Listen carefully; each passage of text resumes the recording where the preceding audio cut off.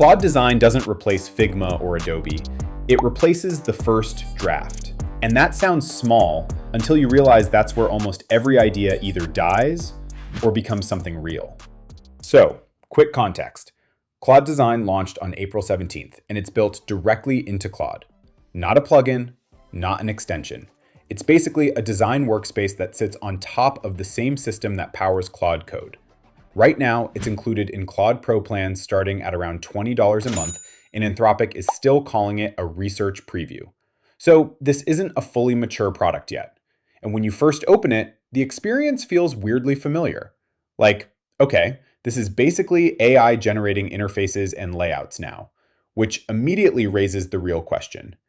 Is this actually something new? Or is it just Claude Code in a nicer wrapper? Under the hood, Claude Design is still doing something Claude has already been capable of doing for a while.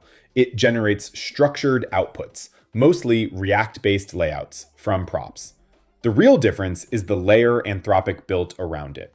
Now you have a visual editor. You can leave inline comments directly on parts of the design. You can refine layouts visually instead of talking to a chatbot the entire time. The whole thing feels much closer to an actual design workflow. But interestingly, people tested the exact same prompts in regular Claude Code, and in some cases, it actually gave better results there, which is kind of unexpected. So no, this is not some completely brand new design model. It is more like Anthropic took an existing capability and wrapped it in a workflow that feels dramatically easier to use. And honestly, that wrapper matters more than people think, because the moment something becomes easier, faster, and more approachable, the audience changes completely. That is where the shift starts happening. One of the biggest things Claude Design does well is something called design system ingestion. And yeah, that sounds super technical at first, but the idea is actually pretty simple.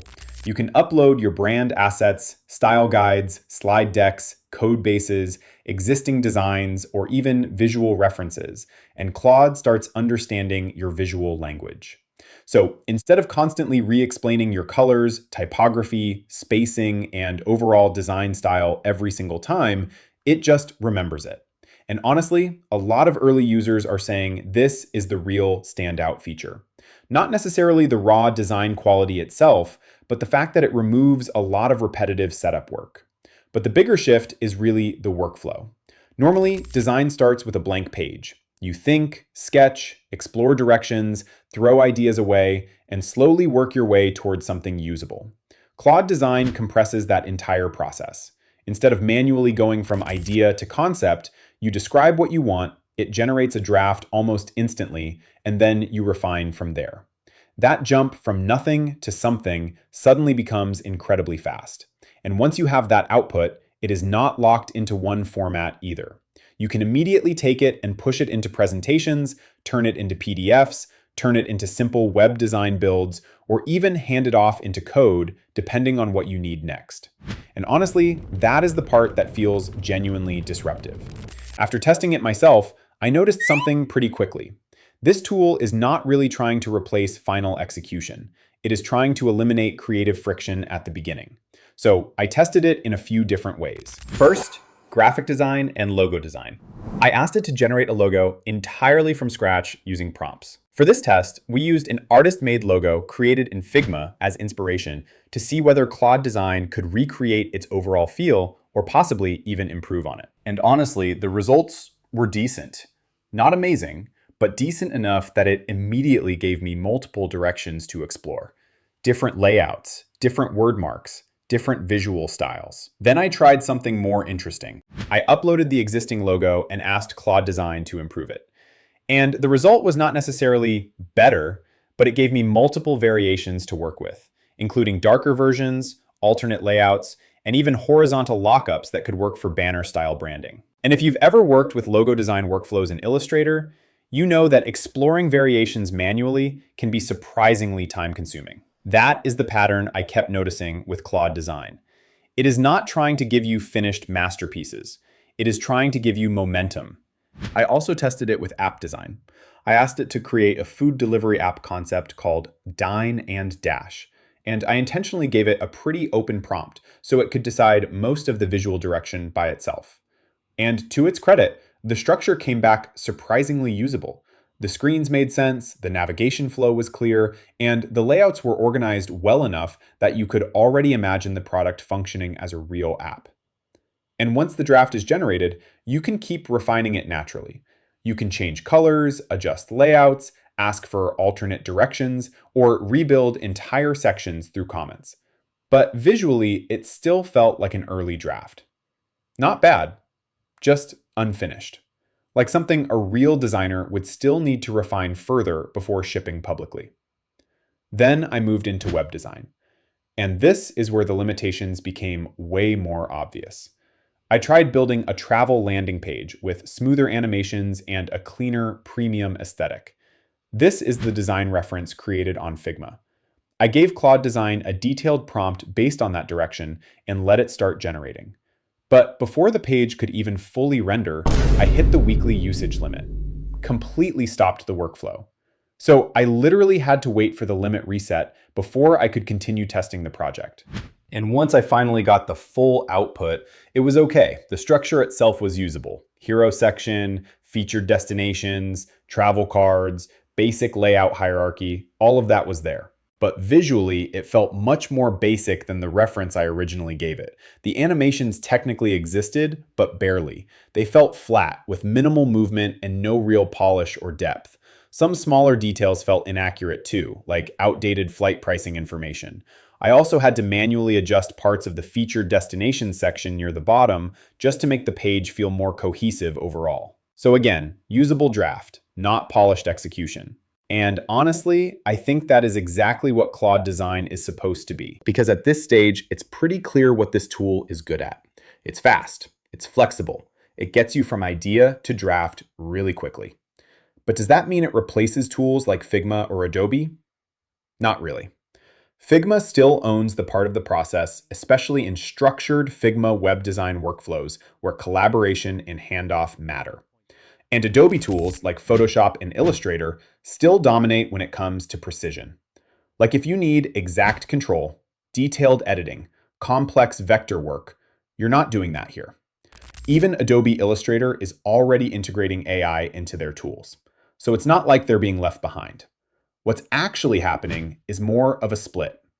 Claude Design handles the exploration phase. Figma handles the refinement. Adobe handles the precision. They're not replacing each other. They're stacking. And if you know, you know. But if that's the case, then who is this actually disrupting? Because it's not really aimed at designers. It's aimed at people who aren't designers. Founders trying to pitch ideas quickly. Marketers building landing pages. Product managers mocking up features. Solo builders who just need something visually decent without spending weeks learning professional design software. And that is why this feels less like a direct Figma killer, and honestly, more like a much smarter version of Canva. Because the real value here is speed. You are no longer starting from a completely blank page. You are starting from something usable almost immediately. And for a lot of people, that changes everything.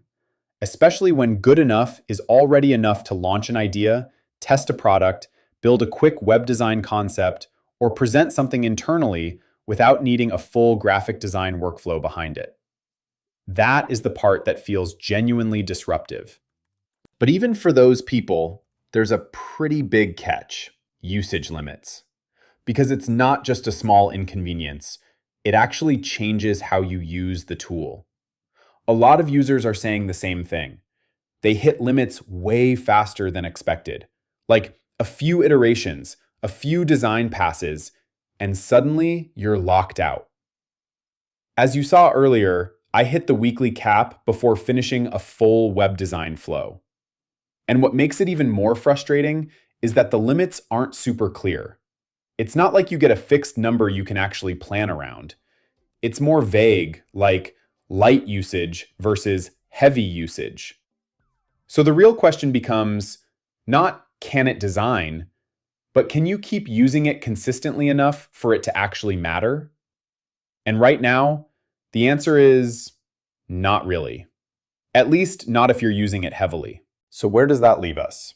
Because this is the part where people usually try to make a big claim. This changes everything. This kills design tools.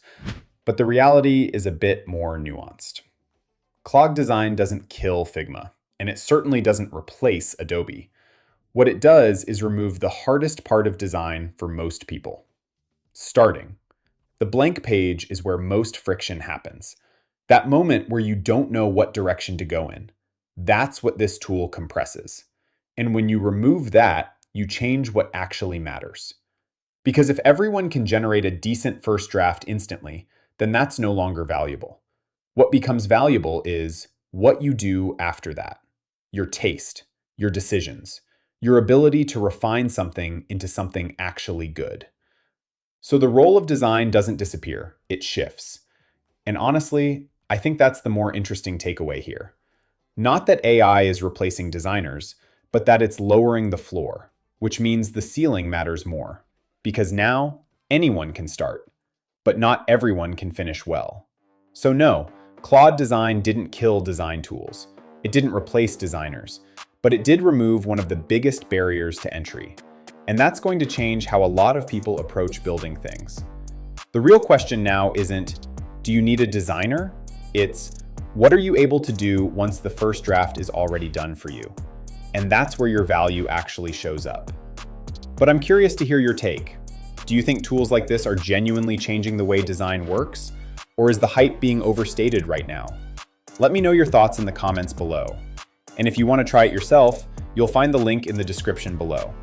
Also, if there's another tool you'd like me to break down next, just let me know in the comments. Thanks for watching.